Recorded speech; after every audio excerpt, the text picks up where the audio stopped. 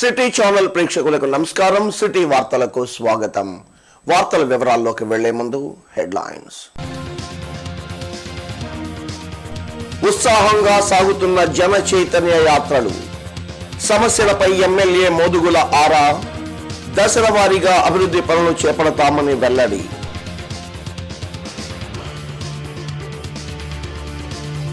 వైభవంగా జిల్లా స్థాయి యువజనోత్సవాలు. సంస్కృతి సంప్రదాయాన్ని పరిరక్షించుకోవాలన్న మంత్రి రావెల.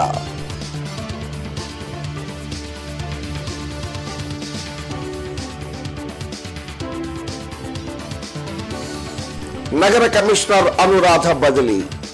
నూతన కమిషనర్ గా ఐఏఎస్ అధికారి నాగలక్ష్మి నియామకం.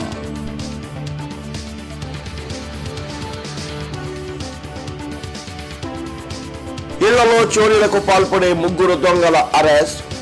4.5 లక్షల విలువైన ఆభరణాలు స్వాధీనం.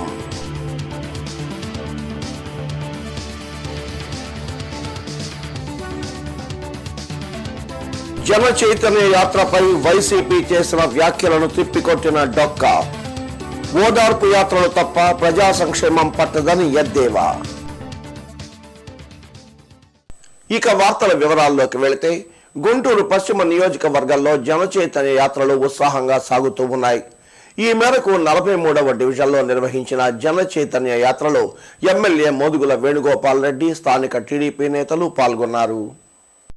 శివారు కాలనీల్లో నివసించే పేదలకు త్వరలో ఇళ్ల పట్టాలు, మౌలిక సదుపాయాలు కల్పిస్తామని ఎమ్మెల్యే మోదుగుల వేణుగోపాల్ రెడ్డి చెప్పారు.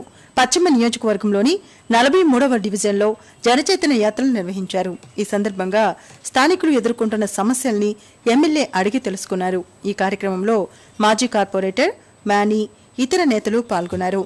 జనచైతన్య యాత్రల ద్వారా ప్రజల సమస్యల్ని గుర్తించి అర్హులందరికీ సంక్షేమ పథకాలు అందిస్తామని ఎమ్మెల్యే తెలిపారు. రిజిస్ట్రేషన్ కలిగించేటువంటి భాగం, అట్లాగే హౌస్ కనెక్షన్స్కి, వాటర్ కనెక్షన్స్కి మున్సిపాలిటీలో ట్యాక్స్ చేసే విధంగా ఈ యొక్క చట్టాలని దగ్గరికి తీసుకొచ్చే విధంగా పనిచేస్తామని చెప్పి తెలియజేసుకుంటూ, మరి కొండయ్య కాలనీ అనేది మరి ముఖ్యంగా రోడ్డు లేకపోవటం, అట్లాగే పట్టాలు లేకపోవడం, ఈ 2 ప్రధాన సమస్యలు. దాంతోపాటు వృద్ధులు, వితంతువులు, వికలాంగులు పింఛన్స్, అట్లాగే గ్యాస్ కనెక్షన్స్, దీపం కనెక్షన్స్, మరి అట్లాగే చాలామందికి ఉన్నటువంటి సమస్యలు కూడా తీసుకున్నాం. వీటన్నిటినీ రాబోయే రోజుల్లో అసెంబ్లీలో చట్టాలు చేసే విధంగా జనవరి 1 నుంచి స్టార్ట్ అయ్యేటువంటి జన్మభూమి కార్యక్రమంలో ఏదైతే ప్రజలకు దగ్గర అయ్యేటువంటి కార్యక్రమం చేపడటానికి కూడా ఈ జన చైతన్య యాత్రలు మాకు దోహదపడతాయని చెప్పి నేను భావిస్తున్నాను. యువజన సర్వీసుల శాఖ ఆధ్వర్యంలో జిల్లా స్థాయి యువజనోత్సవాలు గుంటూరులో ఉత్సాహంగా జరిగాయి. రెవెన్యూ కళ్యాణ మండపంలో నిర్వహించిన ఈ యువజనోత్సవాలను మంత్రి రావెల కిషోర్ బాబు ప్రారంభించారు. సాంస్కృతిక కార్యక్రమాల ద్వారా నాగరికతని వెలుగులోకి తీసుకురావచ్చని రాష్ట్ర సాంఘిక సంక్షేమ శాఖ మంత్రి రావెల కిషోర్ బాబు తెలిపారు. యువజన సర్వీసుల శాఖ ఆధ్వర్యంలో రెవెన్యూ కళ్యాణ మండపంలో నిర్వహించిన జిల్లా స్థాయి యువజనోత్సవాలను ఆయన ప్రారంభించారు. కళల్ని ప్రదర్శించడం ద్వారా సంస్కృతి సాంప్రదాయాలను పరిరక్షించవచ్చని మంత్రి తెలిపారు. జిల్లా స్థాయి నుండి దేశ స్థాయి వరకు నిర్వహించే యువజనోత్సవాలలో గుంటూరుకు చెందిన కళాకారులు ఉత్తమ ప్రతిభ కనబరచాలని రావెల సూచించారు. భారతదేశంలో బాంబేకి వస్తే ఆయనకు ఘనస్వాగతం పలికారు భారతదేశ క్రీడాకారుల సమాజం మొత్తం, మహారాష్ట్ర గవర్నమెంట్ దగ్గర నుంచి అందరూ కూడా. క్రీడాకారులకి జాతి, కులం, మతం విభేదాలు ఉండవు, ప్రాంతాల విభేదాలు ఉండవు. అందరూ కూడా అభిమానించేది క్రీడాకారుల్ని. సునీల్ గవాస్కర్ కానీ లేదా సచిన్ టెండూల్కర్ కానీ మనం వాళ్ళని అభిమానించే వాళ్ళని చూస్తే. ఈ సందర్భంగా విద్యార్థులచే నిర్వహించిన సాంస్కృతిక కార్యక్రమాలు అందరినీ అలరించాయి. ఈ కార్యక్రమంలో ఎమ్మెల్యే మోదుగుల వేణుగోపాల్ రెడ్డి, కలెక్టర్ కాంతిలాల్ దండే, ఇతర అధికారులు పాల్గొన్నారు.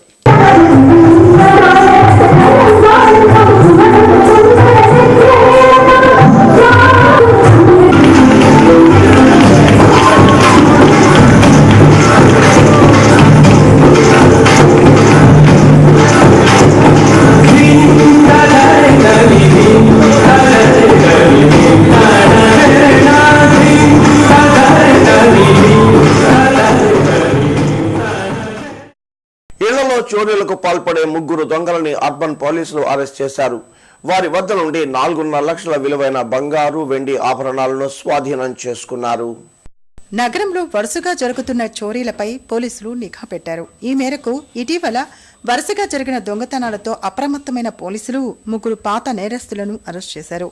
జైల్లో పరిచయమై ఇళ్లల్లో చోరీలకు పాల్పడుతున్న రాజారావు, గురవయ్య, శేషగిరి అనే నిందితులను పోలీసులు అరెస్ట్ చేశారు. వారి వద్ద నుండి 4.5 లక్షల విలువైన బంగారు, వెండి ఆభరణాలను స్వాధీనం చేసుకున్నారు.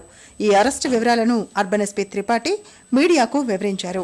రాజధానిలో దొంగతనాలపై పటిష్ట నిఘా పెడతామని ఎస్పీ వెల్లడించారు.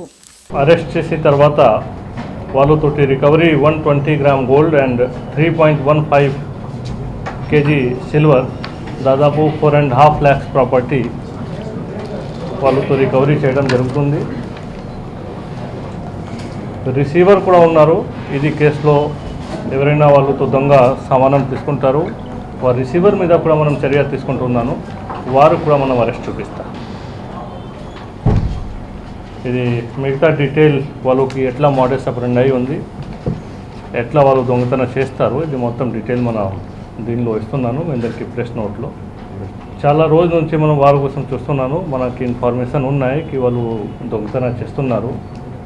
బట్ మనం వాళ్ళకి అరెస్ట్ చేయడంలో బాగా ప్రయత్నంతో వాళ్ళకి అరెస్ట్ చేశాము. వాళ్ళకు పరిచయం జైల్లో ఉంది. జైల్లో వాళ్ళు అంతకుముందు కూడా వాళ్ళు అఫెన్స్లో వాళ్ళు పాల్గొన్నారు. అఫెండర్స్ వాళ్ళు ఉండే జైల్లో వాళ్ళు పోయారు. జైల్లో మళ్ళీ పరిచయం అయింది.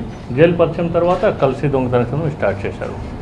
తెలుగుదేశం పార్టీ చేపట్టిన జన చైతన్య యాత్రతో ప్రజలు ఉత్సాహంగా పాల్గొంటున్నారని టీడీపీ అధికార ప్రతినిధి డొక్కా తెలిపారు. టీడీపీ శ్రేణులు స్థానికంగా ఉన్న సమస్యలను ప్రభుత్వం దృష్టికి తీసుకొచ్చి వాటిని పరిష్కరించేందుకు కృషి చేస్తారని చెప్పారు.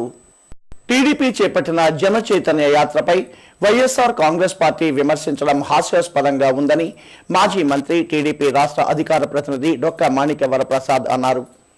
ఓదార్పు యాత్రలు తప్ప ప్రజా సమస్యలు వైసీపీకి పట్టవని ఎద్దేవా చేశారు.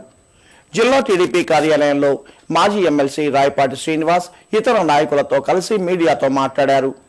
కాపులకు చట్టపరంగా రిజర్వేషన్ కల్పించేందుకు కమిటీని ఏర్పాటు చేసినట్లు డొక్కా వివరించారు. ఒక మంచి ప్రోగ్రామ్ని విమర్శించడం అది ధర్మం కాదు, అది మంచిది కాదని చెప్పి తెలియజేస్తూ, వాడు నిజంగా పొలిటికల్ పార్టీకే ఎగ్జిస్టెన్స్ రావాలంటే, వాళ్ళకి ఒక గుర్తింపు రావాలంటే వాళ్ళు ప్రజలతో మమేకం అవ్వాలి. వాళ్ళు ప్రజలతో మమేకం అవ్వకుండా ఓన్లీ ఓదార్పు యాత్ర, అది కూడా వాళ్ళ నాయకుడు వచ్చినప్పుడు, లేకపోతే ఆయన అప్పుడప్పుడు 3 నెలలకు ఒకసారి దీక్ష పెడితే, ఏం దీక్ష అది ఏదో ఒక ఇష్యూతో దీక్ష, ఒక రాజధాని వద్దని దీక్ష, రాజధాని భూములు వద్దని ఒక దీక్ష, లేకపోతే ఇంకో దాని పేరు మీద దీక్ష, పట్టుసీమ వద్దని దీక్ష, సంథింగ్ ఏదో అలాంటి దీక్ష పెడితే ప్రోగ్రాము, లేకపోతే ఎవరైనా చనిపోతే కండోలెన్స్ మీటింగు, ఓదార్పు యాత్ర, ఇది కాకుండా ఒక మాస్ ప్రోగ్రామ్ ఏదో వాళ్ళకి. రాష్ట్ర వ్యాప్తంగా సుమారుగా 1050 గ్రామాల్లో నిన్న జనచైతన్య యాత్ర ప్రారంభమైంది. దాచేపల్లి జిల్లా పరిషత్ పాఠశాలల్లో పల్నాడు జోనల్ బాలుర ఆటల పోటీలు అట్టహాసంగా ప్రారంభమయ్యాయి. ఈ పోటీలను ఎమ్మెల్యే ఎరపతినేని శ్రీనివాసరావు ప్రారంభించారు. విద్యార్థులు గెలుపు ఓటములతో సంబంధం లేకుండా క్రీడా స్ఫూర్తిని ప్రదర్శించాలని ఆయన సూచించారు.